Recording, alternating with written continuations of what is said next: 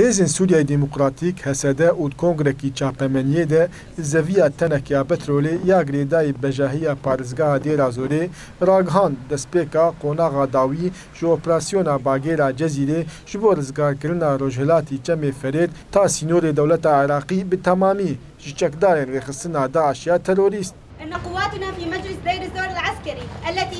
هێزەکانمان سوورن لەسەر بەردەوامبوونی ئۆپەراسیۆنی زریانی جەزیرە دژی داعش لە بری هاوڵاتیان و هەموو دنیا بۆ کۆنتڕۆڵکردنەوەی هەموو ئەو ناوچانە لەژێر دەستی داعش ماون لە سنووری عێراق و سووریا بۆیە لێرەوەم ئۆپەراسیۆنە ڕادەگەیەنین. التي تسعى من خلالها إلى الاحتفاظ بملاذ آمن للتخطيط للهجمات. قۆناغا داویش ئۆپراسیۆنا باگێرا جەزیرێ ئارمانجا وێ ڕزگارکردنا هەرێمên سینۆری یê navbera Sûrî û Iraqê de û bawakî hevbeş û hevdêz bi hêzên artêşa dewleta Iraqî ve. Em dinirin berferehiya Daeş di herêmê de hinek dizêde dibe û desthilatiya wê zordariya wê daha bêtir xortir dibe mecbûr bûn bi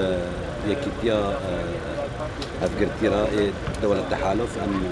bi hev re hevbeş وحتى بحكومة فارمية عراق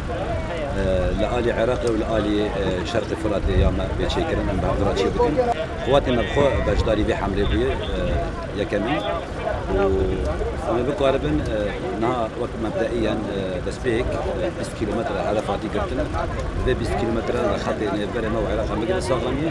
وحتى منطقنا بيتر مانجي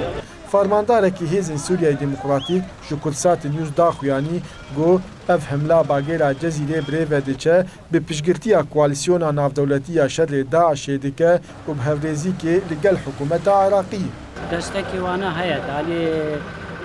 îkad yani alê çeka û cebilxane û alê keşfê û malûmat û wana destekdanê xwe heye hêzê hevpeyman û hêzê Iraqê هەرپەیمانێکی وانە تەنسیقێکی باش و دەورێکی وانە.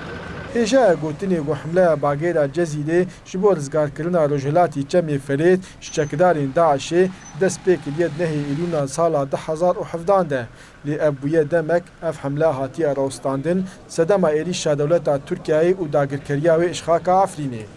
Dara Berekat, Kursatê News, Gundewarê Dêrazorê.